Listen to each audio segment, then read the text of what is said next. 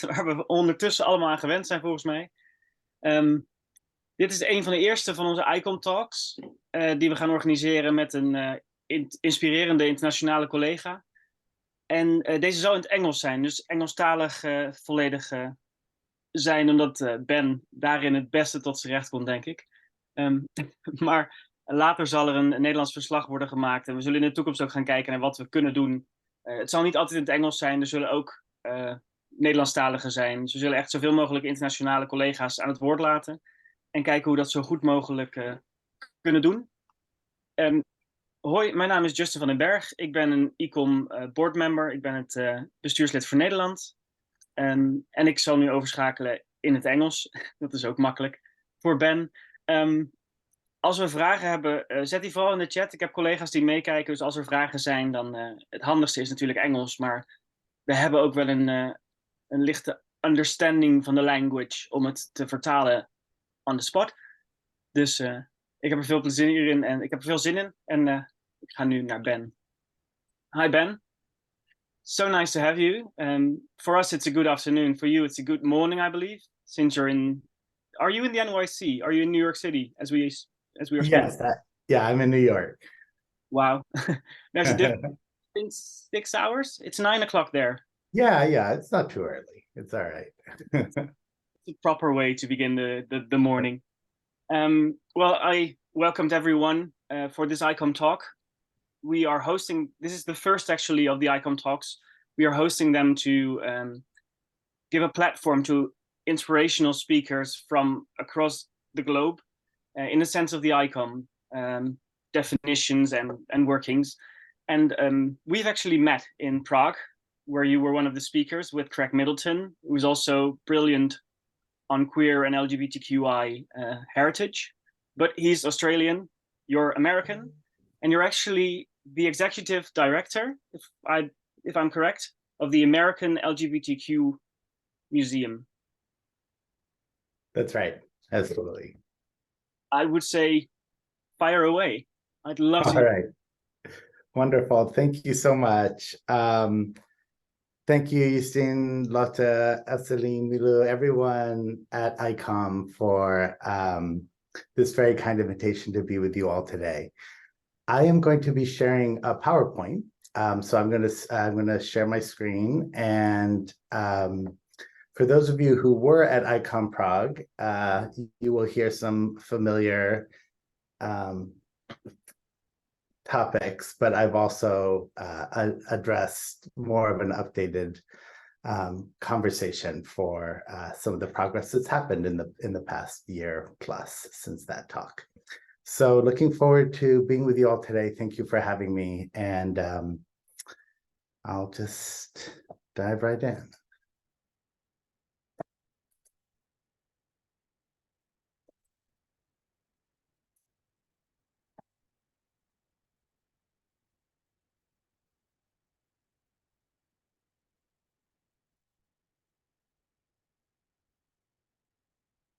All right. Can everyone see? Now my screen has gone. There we go. Perfect. Wonderful. All right. Well, thank you again so much. I wanted to also shout out my colleagues who've been working to bring a World Queer Museum to Amsterdam. Anna Timmerman and Mark Noyan, among others. I understand the project is paused for the moment, but I look forward to the day in the hopefully not too distant future where I can visit your International Museum of Queer History and Culture. As Justin said, my name is Ben Garcia. I'm the executive director for the last 18 months of the American LGBTQ+ Museum. In the absence of your World Queer Museum, you have this incredible resource, of course, in Amsterdam with Ilia. I had the chance to visit there with Lonneke van der Honard and the wonderful team back in February. It's an incredible archive of Dutch queer history, larger European queer history, and really a beautiful space there at the library with a very beautiful exhibition. They have been so kind and collegial as we bring our museum to reality in the United States. And actually speaking to this community of practitioners, to all of you, means a lot to me, as museum and cultural workers in the Netherlands have long been a part of my learning as a museum professional. And now I have the privilege to possibly be part of yours. All right. When I was 14, my family moved to a suburb of New York. I was one of 7 children. We were a temperamental crew and easily distracted, strongly opinionated, and rarely convinced by another's opinion. No sentence was completed in our house before others stacked theirs on it. There was always an argument in progress, always someone in the spot you hoped to be. Like many closeted queer kids, I was shy and cautious about making friends, and did most things on my own. One February morning, I found myself on the platform of the train station, headed into the city on my own for the first time. My destination, a museum, one that my mother, who was finishing her undergraduate degree in art history at a local university, had told me about. The Frick Museum, housed in a Fifth Avenue mansion. I made my way from Grand Central Station to the museum, feeling adult and sophisticated in my long black wool coat. Entering the Frick, I saw a face that I recognized. Thomas More, in a Holbein portrait from my history textbook the year before. I was excited and a little bewildered. It was the first time that I recognized a painting in a museum. It was the first time that I knew something about a painting in a museum that didn't come from a label or an adult. I looked around for someone to make eye contact with, for someone who was also experiencing this great moment, and realized that it was mine alone. My body relaxed. I happily breathed in the aroma of wood polish and the dry warmth of a central heating system that was no doubt set too high for the good of these artworks. I felt smart and competent and confident as I moved on and turned the corner into the former dining room. There, on the brown velvet covered walls of the long gallery, I was stopped in my track by Bonzino's portrait of a young Italian nobleman. This beautiful, arrogant boy, painted in saturated acidic color, exuded a confident sexuality that took my breath away. I believed if I looked at that picture for too long, everyone around me would realize how I was responding to it. But although I was embarrassed by my attraction to the sitter, I couldn't move on. I spent the better part of my visit walking back and forth in front of him, trying not to draw the attention of others, but needing more time with this painting. Heading home in the gray evening gloom, the saturated colors and the smell of wood paneling stayed with me as the train passed housing developments and rows of small houses, rain splattering on the window. I was headed back to a chaotic home, to 5 more years in the closet, but a bright compartment had opened up inside of me, a place where I could dream of being free and being myself fully. It looked like a museum and New York City. That was when I fell in love with museums, and my professional career has been dedicated to them for the past 23 years, to ensuring they can be places for self-discovery for all members of our communities, places where the individual is universal. Joining the American LGBTQ+ Museum as executive director 18 months ago was a full circle moment. That adolescent dream realized. A chance to work with members of this expansive community and with allies to build a museum from the ground up. A museum that doesn't need to change to be inclusive, but one that includes all members of our community from its inception.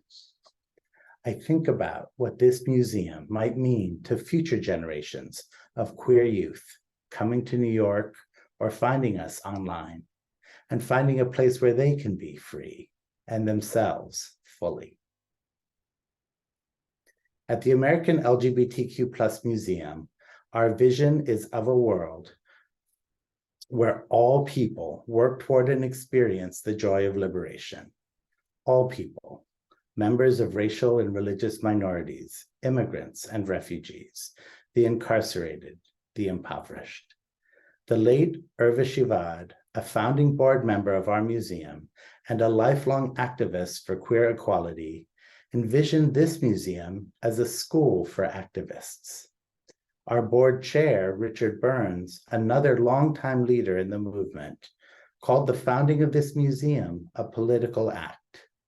We think of our museum as part of the cultural arm of an activist movement and have worked to seed it with those values. The American LGBTQ+ Museum will tell the stories of queer peoples in the United States from its indigenous beginnings to the present.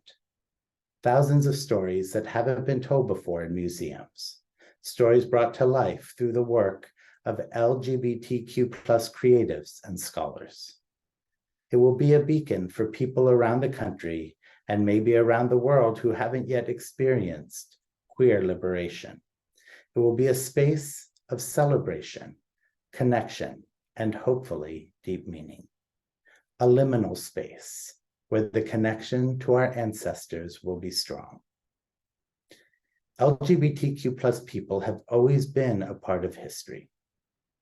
Yet because of stigma and prejudice, their contributions have often been ignored, erased, or denied. Today, same-sex relationships and gender nonconformity are criminalized in about 70 countries. More than 2 billion people live in countries where the punishment for expressing their identity is imprisonment or death. In the United States and other countries where queer people successfully fought for equal rights over the past half-century, there are concerted movements to roll back those recently won protections. Transgender and gender nonconforming people are particularly vulnerable today, as political parties in many democracies have made gender identity a wedge issue. To date, despite the progress on a range of LGBTQ+ issues, there are only a handful of queer cultural destinations in the United States and around the world. Furthermore, despite a number of excellent rotating exhibitions on the subject, there remains a striking absence of queer representation in the ongoing exhibitions of major US museums. The American LGBTQ+ Museum will open our first physical home in New York City in a newly built addition to an existing museum, the New York Historical Society, located on Central Park West. This is an image of the New York Historical Society looking from 76th Street towards Central Park. The part of the building closest up to you in the image with the 3 big windows is a new wing that's being constructed beginning in January that will open in 2026. That's where our museum will be housed. In 2026, New York's first museum, founded in 1803, will become home to its newest museum, one that is dedicated to preserving, researching, and sharing American LGBTQ history from a queer perspective. This new museum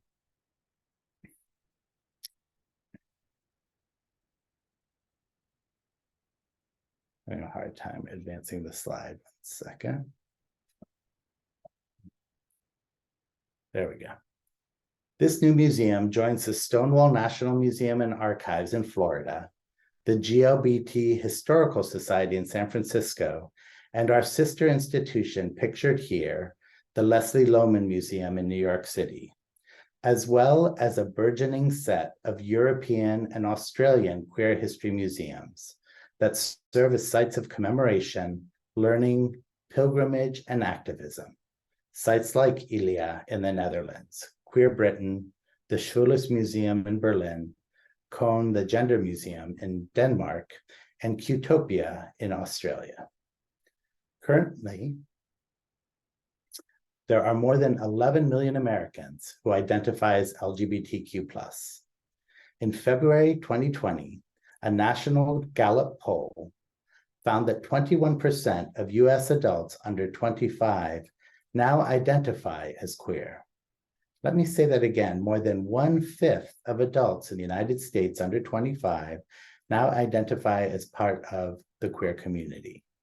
Despite attempts in some quarters to paint queer history or queer identity as a Western phenomenon, the simple fact is that queer people live everywhere and have always lived everywhere. LGBTQ+ people live and have lived in every country.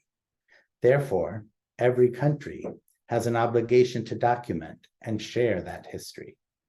At our groundbreaking, a board member of ours, Imara Jones, an activist and CEO of Translash Media, addressed the gathering and said, "The reason we're here is we believe that in times like these, memory can ground us, and we see the consequence of the erasure of memory.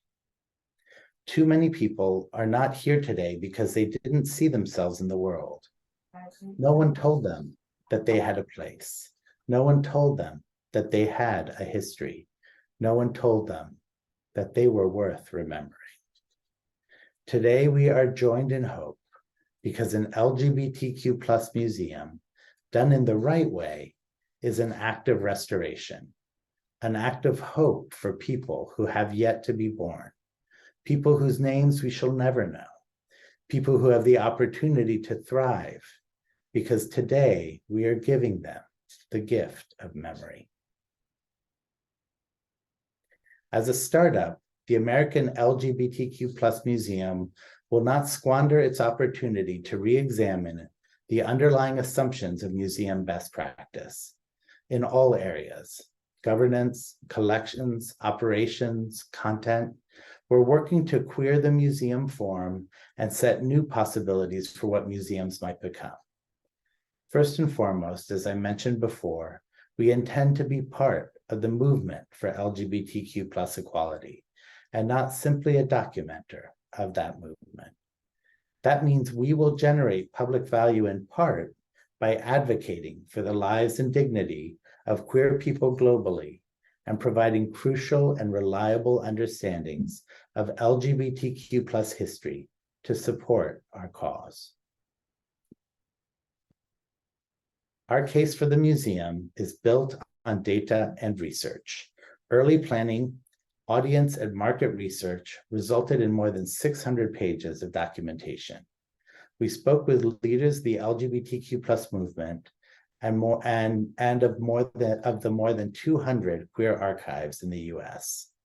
Heads of museums, cultural organizations, academic and public historians, and cohorts of queer Americans were also polled and surveyed as part of our research.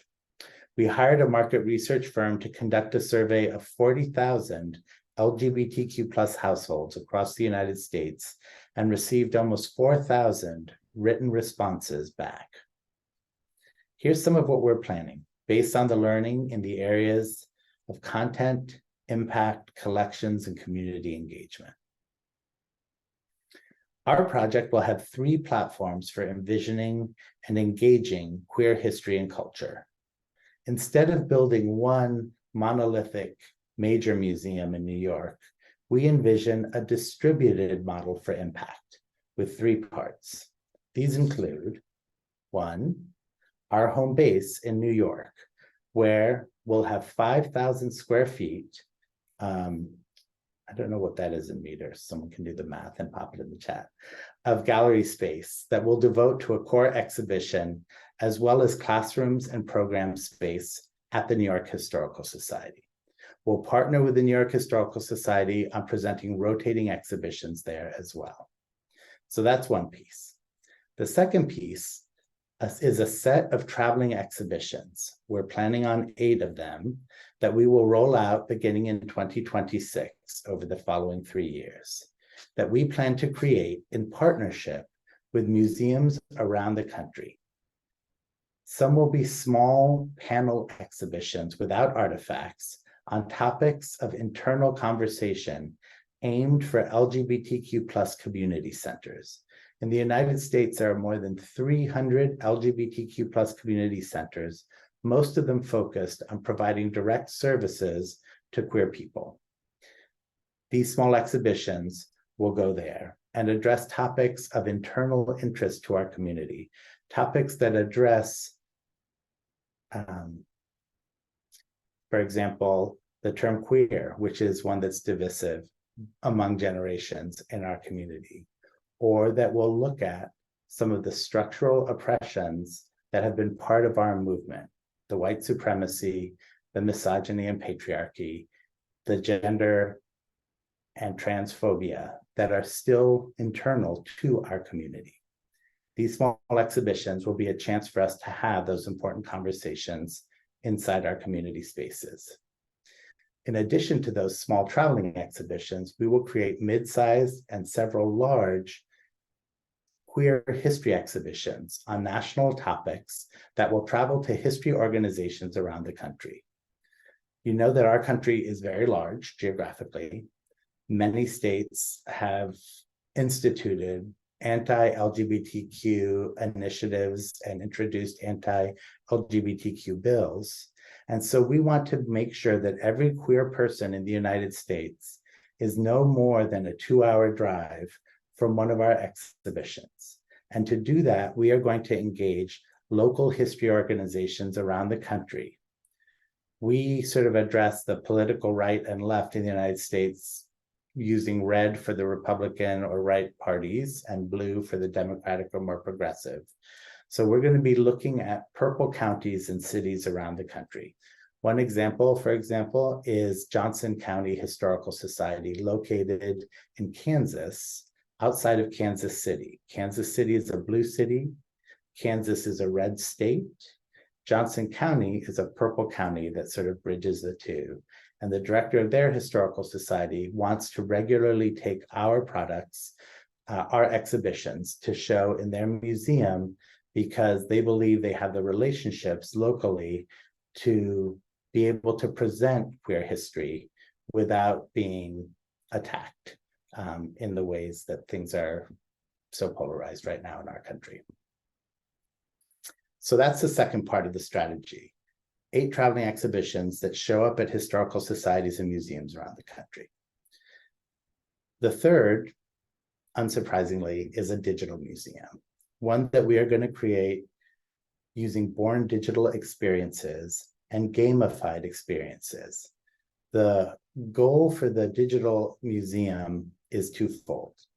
It will both support the visit and the ideas that people encounter when they come to our physical exhibitions, either in a traveling form or when they come to New York.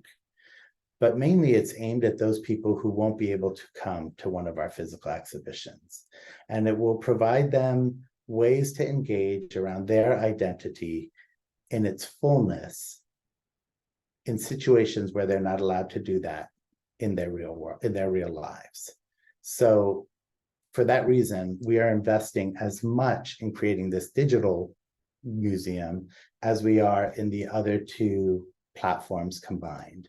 We want to make sure it's a site that really securely and safely provides community to queer people around the world and around our country who don't have that security or safety in their communities. The specifics are our exhibitions, programs, and educational initiatives, co-created with partners for our physical and digital spaces, are yet to be fully determined. We're in the final stages of an RFP, a request for proposals process, to identify the firm that will lead our exhibition development process. We know that our museum will do 4 things across all 3 of these platforms, however. 1, we will interpret and document the movement for LGBTQ plus equality in the United States. 2, we'll serve as a school for activists by documenting the current fight for LGBTQ plus liberation and self-determination in places across our country and around the globe. We will focus people, in other words, on the places and the issues that address queer lives in places where our lives are in danger. Our goal is to have every visitor to our museum or to any of our platforms leave that experience understanding one thing that they can do to support the lives of queer people that are under attack in their community or in other communities around the world. The third thing we'll do is to celebrate the contributions of queer Americans to all aspects of society, whether that's the arts and literature, media, athletics, enterprise, politics, and others. And finally, we will be a place where people can commemorate and memorialize our queer ancestors, those who died as a result of prejudice and persecution, those who we knew and those who inspire us, and all of those on whose shoulders we stand.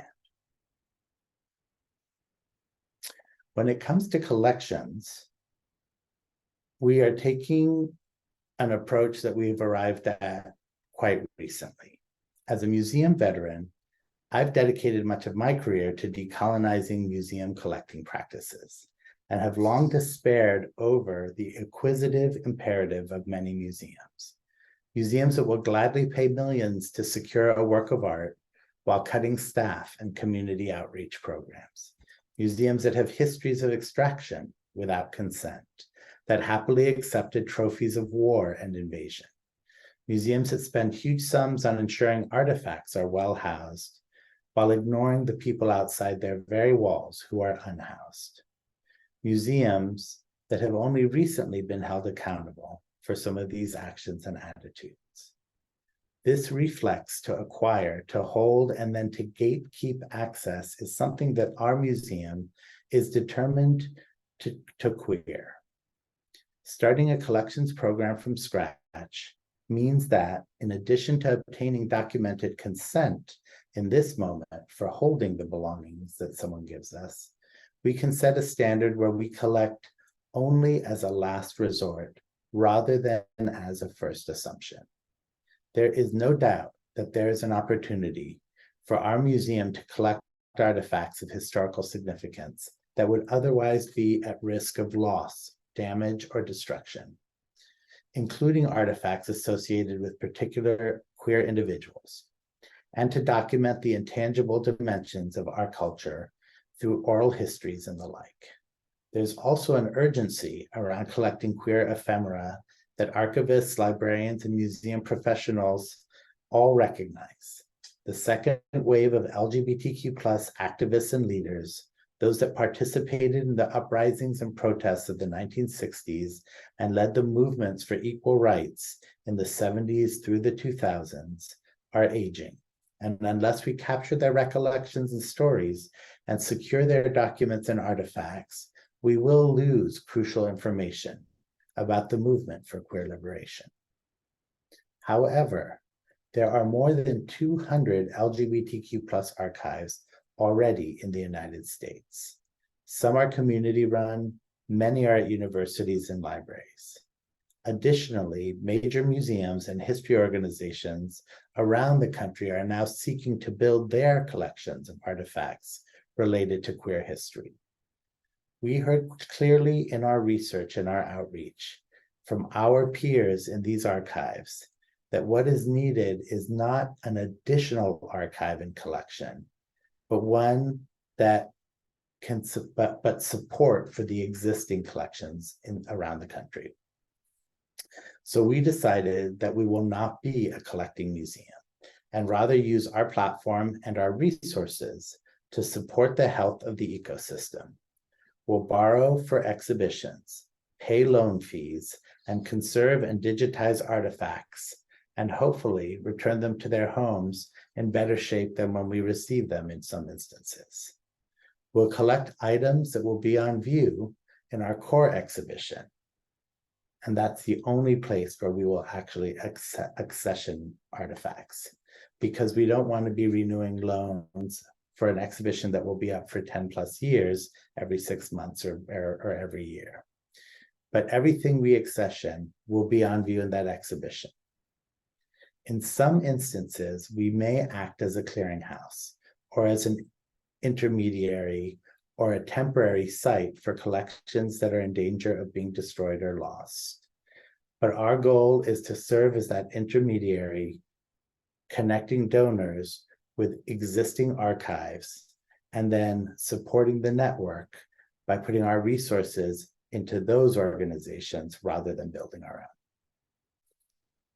Finally, with community engagement, one of our board members reflected that institutions like our museum are frequently associated with traumas of exclusion, and therefore, efforts to be inclusive must be both bold and delicate. All parties involved in our research called for the museum to be intersectional and collaborative in its approach, both in this planning process and in the structure and execution of the museum's goals. Outreach to community groups in neighborhoods across New York City and across the country was urged.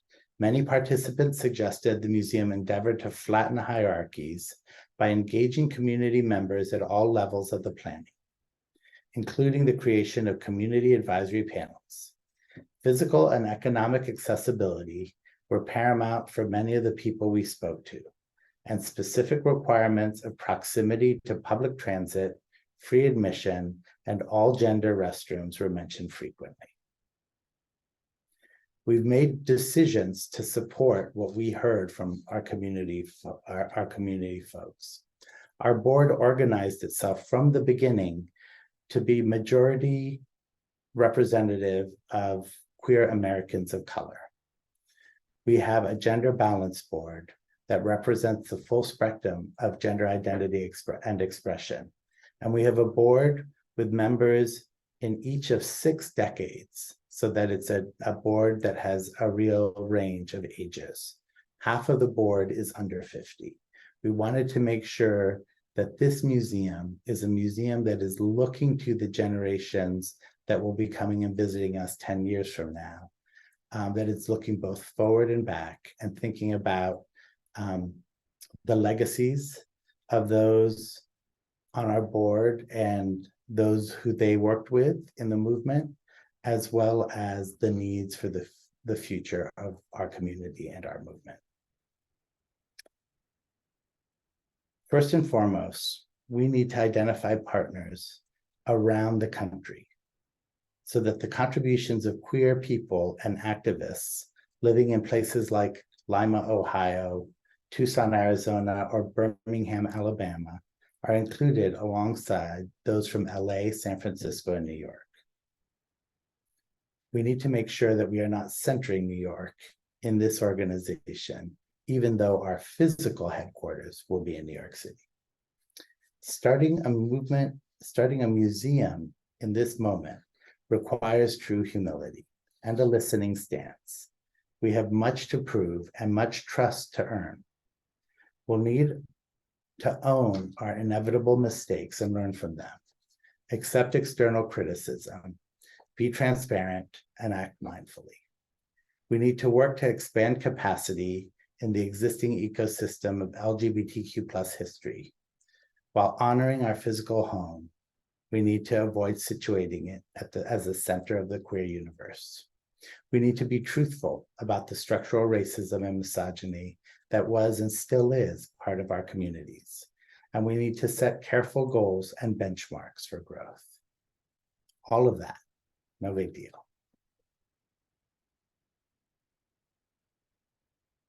The progression of LGBTQ+ liberation is powerful, and a new class of LGBTQ+ museums will document that progress. However, as we see in the United States and around the globe, that progress is not universal, nor is it guaranteed. All of us, and none more so than our transgender and non-binary siblings, continue to weather attacks from those who fear us. And so more than anything, we need museums of queer history and culture, and really, I would propose all museums, to serve as sites for recharging. Because if we've learned anything in this new century, it's that the pendulum continues to swing, and the rights we win in 1 year will be under threat a decade or several later. queer museums, all museums, need to equip visitors for a life where the fight for our liberation and the connected liberation of all people is a daily one. To mix together inspiration, knowledge of the past, connection with our ancestors, and ideas for how to engage the fight, so that we can all benefit from the beauty and power of queer perspectives, queer creativity, queer resilience, and queer magic. Thank you. Thank you so much, Ben, for the lovely talk. Once again, I'm awestruck by your moment explaining the little boy, the painting, the portrait of the boy. What rang to me was the queer epiphany, the moment where you see a painting and see a resemblance, see a recognition, see something that awakens or speaks to the queer part of you. And as an educator, I'm just, awe-inspired by that moment. And thank you so much for talking about the initiative of the LGBTQ Museum. I have a few questions, and I want to start with a rather more happy one, rather than the seeming unhappy one. But you, as an LGBTQ museum, is a museum with a narrative and a narrative of cultural communities and societies, all on their own. But you want to reach out to those who didn't feel included before, right? Yes. So aiming on including those who do not feel invited because they don't see themselves as trans, queer, in any way, shape, size, or form. Do you also aim to incorporate them or invite them? Yeah, that's a great question. I mean, I think one of the ways in which our partnership with the New York Historical Society is powerful is that, you know, they see about 350,000 visitors a year to their programs and exhibitions. And it's rare for a museum to know that they will daily receive visitors who didn't wake up that morning planning to go to the Queer Museum. They plan to go to the New York Historical Society and they will come to our space. And so making sure that our space is a space where members of the queer community sort of finally feel like they've got a space of their own and a museum of their own, and sort of that feeling that you get when you walk into a place that's dedicated to the lineages of your life is very important. Equally important is that our allies, our friends, but even those who maybe don't feel as close to us have the opportunity to learn more and to hopefully leave with a changed understanding or some some aha moments of their own. Yeah, I think this museum will be aimed at an audience primarily that is intergenerational. You know, some of that will look like family because we exist in every family. And so, you know, my hope is that a family of 2 or 3 generations can come to this museum. Some of those members will be queer, some will not, but this will be a place where they can really think about some of the facets of each other's lives, spark conversations among them, and really support that relationship and strengthen that sort of intergenerational unit. So yeah, I mean, making sure that this is an experience that works for and welcomes people who don't identify as queer is important to us. Yeah. Yeah, and the intergenerational dialogue, as you're referring to, is such a big part, I think, but it's also a really big task to take on, isn't it? Just having the possibilities to do that and get them inside your museum. I have one question that rang to the mind of one of our board members, Amanda Vollewijder. since I saw you were backed up and built by the help of the NY State Assembly and especially senators, people of state, it all starts with funding and the right people backing you up is just a part of having a museum or an institute. Everything seems codependent on a political climate or a government that encourages, provides, fosters, and nurtures that diversity that you are so striving for. Where do you see the LGBTQ museum if those, or if that climate would change, or if legislations and laws were to change? Yeah, that's a great question. We are in a fortunate situation in New York State to have a sort of city in New York City, to have both a city, a county, a state government that is supportive of LGBTQ lives and liberation. The city of New York has invested heavily in the project, as has the state. The federal government has invested $3 million through one of the Congress members who represents New York State. So mostly our funding at this point has come through sort of New York State avenues, even though we are a museum with sort of a national purview and an intention to show up around the country. We understand that most of our support is going to come from certain stakeholders, certain political stakeholders. One advantage to being housed in a private nonprofit, the New York Historical Society is a private nonprofit, an American history museum. Although it receives state and federal funding, it's not a state or federal agency. And so we are protected from any kind of legislative shift. That is, if we were a state museum, we would be more impacted by changes in political leadership than we are. So they've invested these resources. Once they're invested, and we are somewhat protected because of our status as a private nonprofit. But of course, we're tracking this, and I'm in very regular conversation with colleagues at the Smithsonian institutions. We're going to be working in partnership with them. They're in a very tricky moment right now where presenting queer content at Smithsonian institutions is much more difficult now than it was with the last Congress, although not them with the last administration. So I think we're all seeing this around the country, and we're all seeing this. All of us living in democracies are seeing this tension because people are taking playbook. They're taking the playbook of the far right in the U.S. and it's being applied, in Europe and in the United Kingdom and, around the world, sadly. So we're in a moment right now politically where, again, we just have to help people process the vitriol and the polarization that's happening on social media and, in their lives.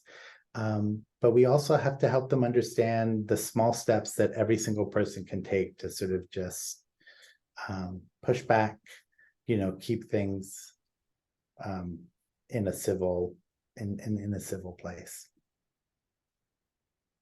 Thank you so much for that answer. I'm scrolling through the questions in the chat, and Elena Marivais, did that answer your question as well? Because I see that it has quite a few similarities. There's also a question, first of all, to express their gratitude for your time and openness. Well, your focus is mainly on the US. It's evident that the themes you're addressing have a global relevance. They would like to hear your thoughts on the potential for more collaborative efforts with the international communities, because it could help avoid expending unnecessary energy on solving the same problems that we all have independently, and instead enable to pool resources, divide tasks, and strategically advance together. Yeah. Yeah, I think we made a decision to be an American history organization and to tell primarily an American story. And that was because, in the absence of a national museum of LGBTQ history, we saw a real need there. However, engaging in a broader global community is really important to us. I've had a chance to visit a number of queer museums and archives in Europe since I started this job. I was just on a Zoom a couple of weeks ago with the directors of Qtopia in Australia. We did a program with the European Union delegation to the UN at the New York Historical Society, where we invited Maria Belen, who is the head of the Queer Archive from Argentina. We're engaging with queer archives in Central and South America. So for us, making sure that as we work, we are in conversation with the leaders of queer archives and museums around the world is really important.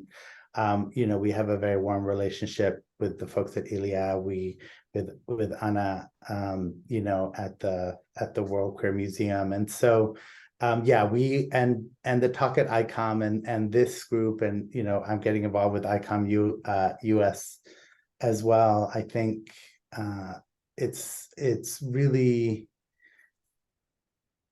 it means a lot to me and to our organization to be engaged in this conversation globally, even though we recognize that what we need to do sort of initially is address a gap in our own sort of national museum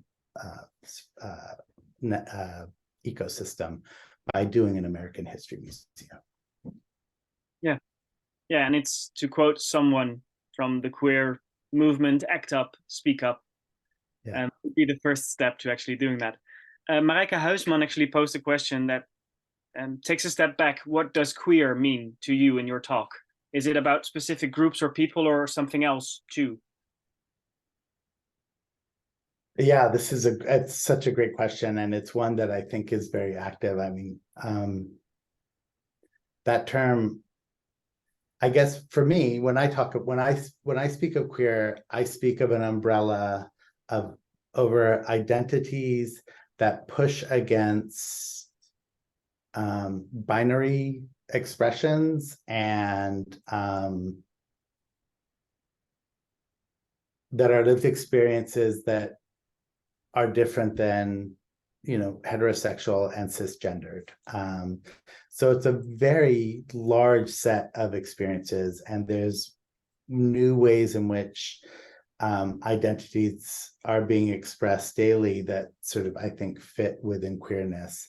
I think, as people look to find ways of being in the world that don't, that sort of don't automatically fall in line with either the idea of a gender binary or of binaries in sort of sexual orientation. We have found ways in which those ideas around gender and sexual orientation sometimes sit very separately and sometimes sit very sort of in intersections. And so queerness for me is really anyone who is pushing back against a received idea that there are very limited ways to express our sexual orientation and very limited ways to express our gender. And so it's a broad community, and it's one that's ever growing. And as we know, it's contentious within the community, sort of who gets to be counted and who doesn't. And so it's a big part of being a museum, a queer museum, is continually engaging that conversation. And I've seen really great examples for example, and if you all get a chance to go up to Denmark and visit the Gender Museum, the Museum of Gender there, I think it's a small museum that's doing really important, big work and doing it very well. Okay, and Marijke also stated you don't want to center everything around NYC, but how do institutes in LA, in San Francisco, and everywhere else within your network, because you reached out to archives, to historical societies, how do they respond to the museum being in New York or just as the museum? Yeah, I mean, I would say there's a range of responses. I was just in LA last week to talk about this project with a bunch of people in Los Angeles from queer activist organizations that are based there and cultural organizations and academics. I think, they have an amazing, they have the one archive in LA, they have the one institute, and they do incredible programming focused on queer culture and history in Southern California. There's one up in San Francisco as well that focuses on Northern California. So what we're seeing are sort of major regional organizations, cultural organizations that are already doing that work.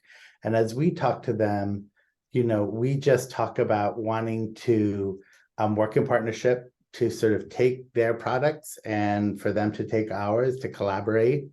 The fact that we are not collecting, I think, has come as a relief to a lot of organizations. I think that they are seeing that we really are our goal is to enter this field without claiming authority that we haven't earned, without claiming expertise that we don't have, but recognizing that what we can bring is something that doesn't yet exist, which is a platform, a national platform for telling our stories, many of those stories that are situated and best told in other parts of the country. And so for any archive, museum, or group that would like to be a part of that, there's an invitation. And all of this is about building trust and building relationships, and that's slow work. But we've been engaged with it now for a couple of years, and we see, people are skeptical, and people are welcoming, and people have all kinds of reactions. But generally, I feel like our board is, because much of our board comes from activist organizations, they really understand about power sharing and coalition building, and they understand what important signals you need to put out to show people how you're approaching this. Great. One of the words you said was actually building a platform, collaboration, working together. It goes to one of the questions in the chat. One of the questions posed was, how could such a project as yours highlight the struggle of the LGBTQI communities that they still face in third world countries? And would reaching out to LGBTQI artists from such areas of the world actually be an option for you or the Institute? Yeah, I think absolutely it would be an option. I think some of this is, there's such a need around this. I mean, queer history, culture, life, rights, equality, has been so sparingly addressed across the cultural landscape, even though it is addressed more and more, and many people are doing incredible work, that the needs are huge. I would say that the way that we're growing is we're sort of starting with concentric, with sort of widening circles from the base. So, we are trying to build those relationships with sort of anchor institutions around the country, and build trust and relationships and partnerships there first. And then sort of where we see an opportunity to engage globally, we take it, like we did with the UN event that we did with the Trans Archive in Argentina, and some other opportunities that we've had here and there. But really, we have to get, we're still in the midst of doing all of our planning. We are doing public programming already. Some of the pictures you saw on the slideshow were from the programs we've been doing so far. So we're open to it, but I think that that's probably, more of a focus a little bit later in our evolution as an organization, because at this point we're just, we're still sort of putting together our roadmap around impact, public programs, educational programs, exhibitions. And I think once we have some of those things created, we'll be able, in a much better position, to really engage outside of our borders. Yeah, I can imagine that immigration and queerness is also, it goes hand in hand, because of political views or because of sexual views or orientations, one might have to leave their country. I can imagine that will also be a part of your dialogues right now, is it? Yeah, absolutely. There are some really great organizations. There's one based in Toronto called the Rainbow Railroad, which is an organization that helps queer people find, relocate, emigrate, and find homes in places that are more protective of their lives and their rights. And so, we see them as a primary partner for us moving forward. There's also a New York City-based similar organization that does similar work on a smaller scale. So we are really looking at those organizations that are dealing with sort of the global crisis, and just trying to think about sort of how do we do programs with them? How do we initially just raise awareness, provide a platform with our constituents, but also then think about sort of larger, longer lasting kinds of things like educational programs and exhibitions that, center those stories. Great answer. Just an awesome answer. We were in the last minutes, I think, which is a bummer because we still have a lot of questions, I'm pretty certain. But you actually put your email address in one of the slides. Are people welcome to email you or the LGBTQ Museum? Yeah, absolutely. I'll just pop it into the chat. Awesome. Yeah, please, if there are follow-up questions, anything you're interested in, go ahead and email me. And you can go to our website, American LGBTQ Museum. I'm sorry, it's not .com, it's .org.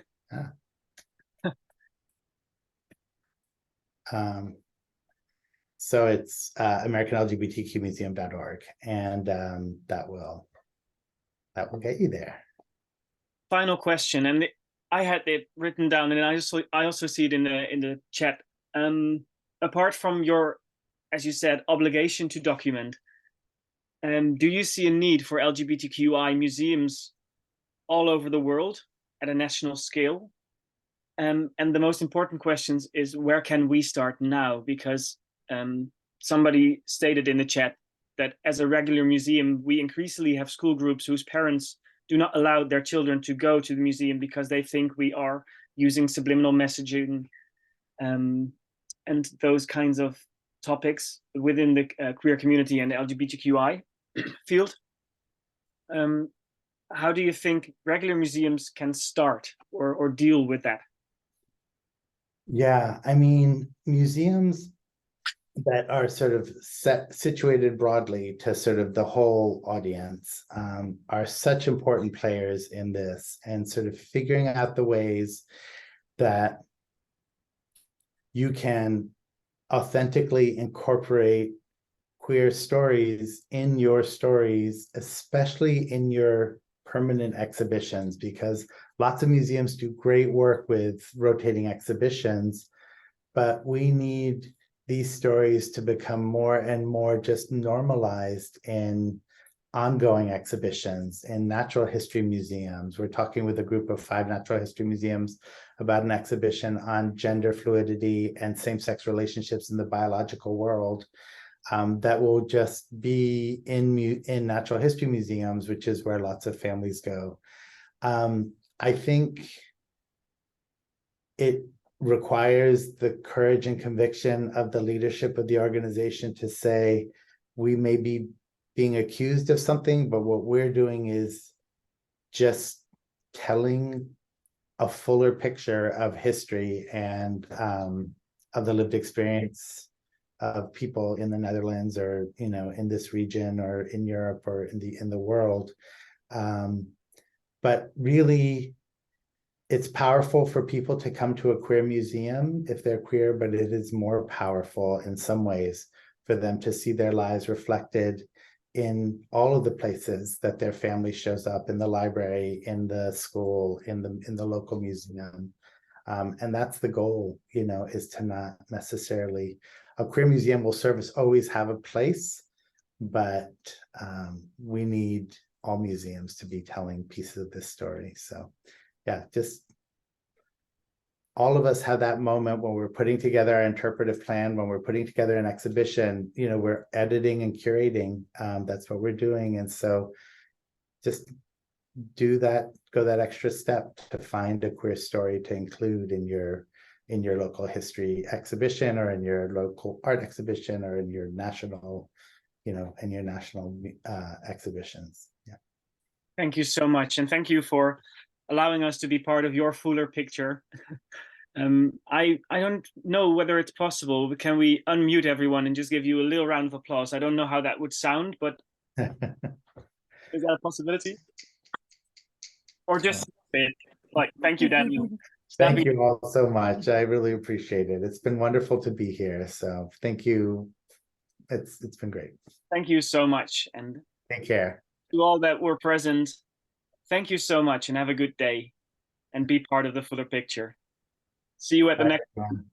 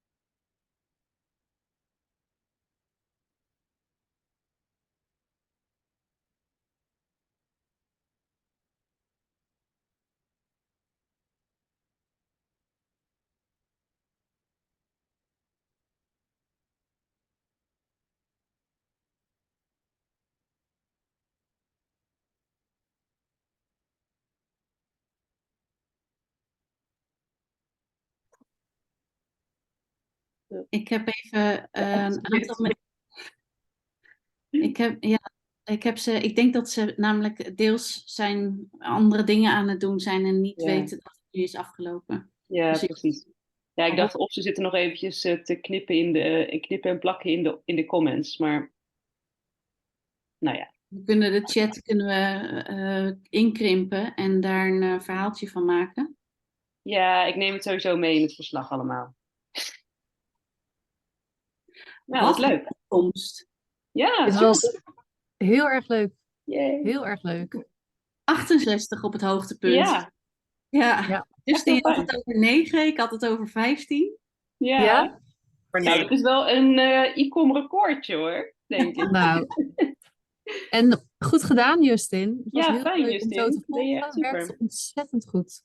Fijn. Ja, goed. Ja. Ja.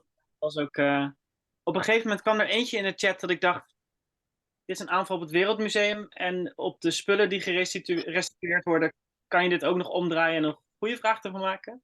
Ja. Ja, helemaal liefdevol nog in de chat met dank Ja. jullie hartjes. En ik denk, oké. Prima.